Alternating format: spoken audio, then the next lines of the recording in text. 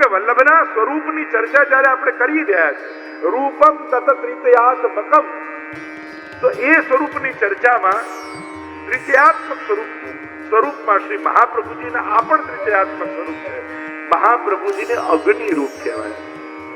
વિરહાનંદ વૈશ્વાનરાય નમઃ સર્વોત્તમ સ્તોત્રમાં કહ્યું અગ્નિ રૂપ એક મહાપ્રભુજીનું સ્વરૂપ છે. મુખારવિંદ રૂપ છે ને વલ્લભ, મુખાદ અગ્નિ રજાયત, જે પુરુષ સૂક્તમાં કહ્યું મુખમાંથી અગ્નિનું પ્રાગટ્ય છે. પણ આ અગ્નિ એટલે કોઈ સાધારણ અગ્નિ નહીં, પણ વિરહાગ્નિ. ગોપીઓના હૃદયમાં જ્યારે વિરહ અનલ પ્રગટ થાય અને જ્યારે પુકાર કરે રુદુ રુદુહુ સુસ્વરમ રાજન કૃષ્ણ દર્શન લાલસા, અને એ વિરહાનલ જ્યારે પ્રગટ થાય એ વિરહાગ્નિનું રૂપ શ્રી મહાપ્રભુજી પોતે છે. સાક્ષાત અગ્નિ રૂપ વલ્લભને કહેવાય.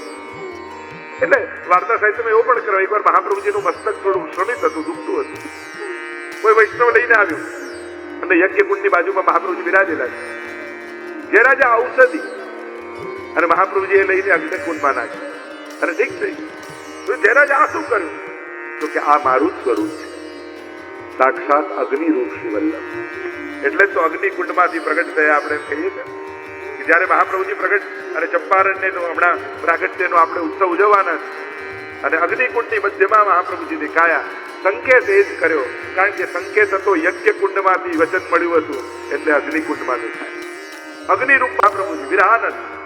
બીજું એક મહાપ્રભુજીનું સ્વરૂપ જે રૂપમ તત ત્રિતયાત્મકમની વાત છે, એમાં એક મહાપ્રભુજીના સુધા સ્વરૂપને પણ કહેવામાં આવે. કે વલ્લભનું સ્વરૂપ શું છે?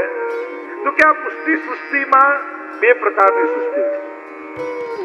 એક વલ્લભ કુલ, એક વૈષ્ણવ કુલ. અને બે પ્રકારની સૃષ્ટિ માનવામાં આવી, એક બિંદુ સૃષ્ટિ અને બીજી નાદ સૃષ્ટિ.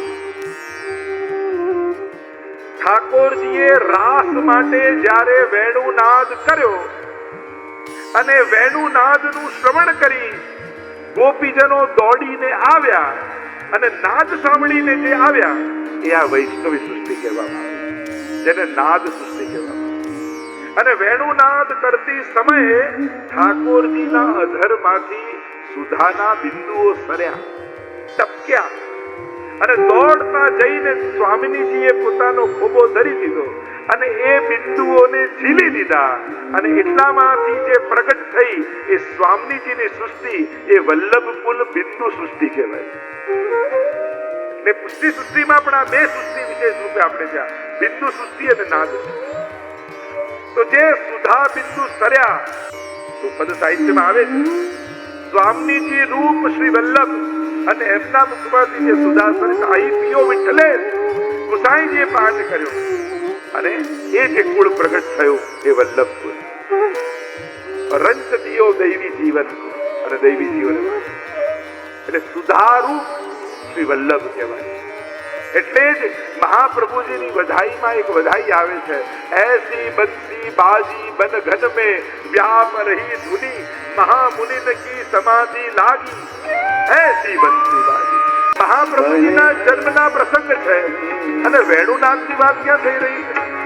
એસી બંસી બાજી બન ઘન में व्याप रही, કારણ કે વેણુ ગીત અને યુગલ ગીત, એટલે તો મહાપ્રભુજીની વધાઈમાં કહ્યું વેણુ ગીત પુનઃ યુગલ ગીત કી રસબર ખાબર ખાઈ પ્રગટ ભય માર્ગ રીત દિખાઈ.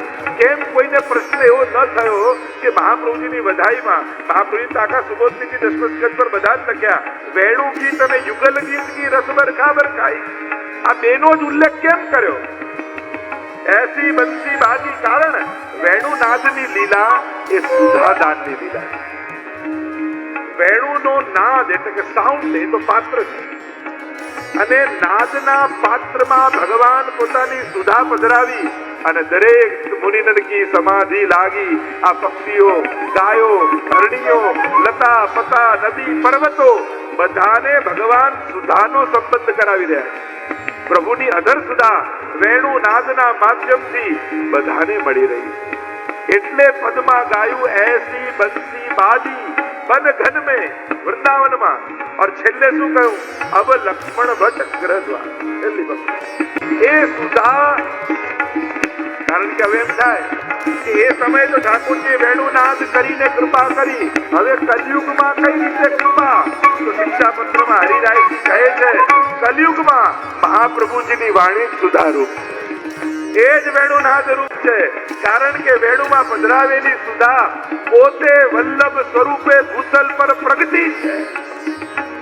એટલે કયું કરત સુધારક મહાપ્રભુજી નું એક સ્વરૂપ સુધાનું પણ છે. એટલે સપ્તશ્લોકીમાં ગુસાઈજી પહેલા શ્લોક કૃષ્ણના શ્રીંગમાંથી જે સ્ફૂરતા જે સુધા છે એની સુભગ મૂર્તિ સકરુણા, એ રસની સુભગ મૂર્તિ એ શ્રી વલ્લભ.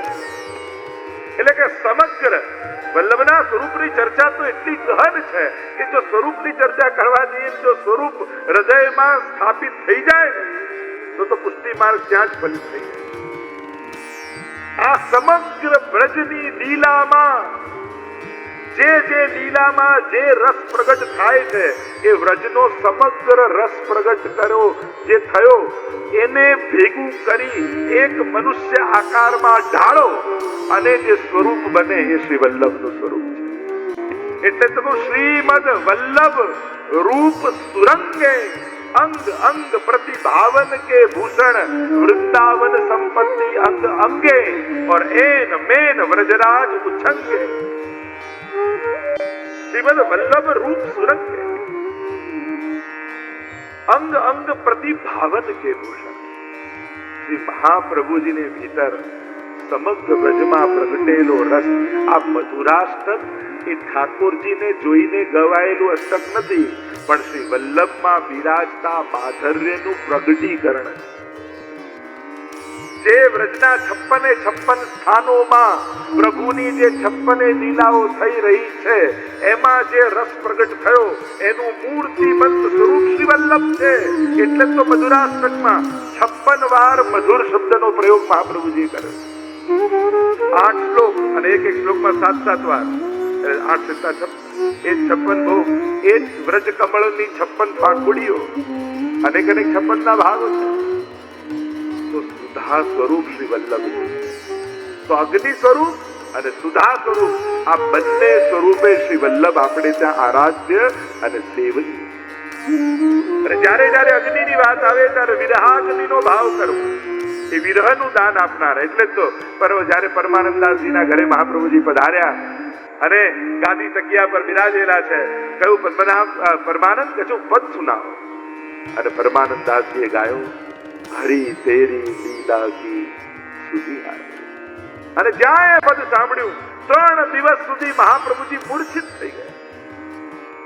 એવું 3 દિવસ કેમ? રાસના 3 સ્થાન અને 3 સ્થાનોમાં ગિરિરાજજી, યમુનાજી અને વૃંદાવન એક દિવસ એ લીલામાં રહ્યા.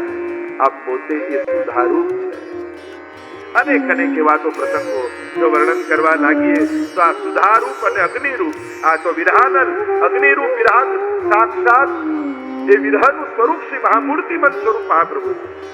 અને એ જ રીતે સુધાનું પણ મૂર્તિમંત સ્વરૂપ મહાપ્રભુજી. આવા શ્રી મહાપ્રભુજીના બંને સ્વરૂપની જયારે ચર્ચા કરીએ છીએ તો કરત સુધારસ ચરણારવિંદથી શરૂ થશે યાત્રા, છેક મુખારવિંદ પર વિરામ પામશે. એ તો ફલ સર્વોત્તમમાં કહ્યું ને, વિનિયોગો ભક્તિ યોગ પ્રતિબંધ વિનાશને કૃષ્ણા ધરાવ્રતા સ્વાદ સિદ્ધિરત્ર ન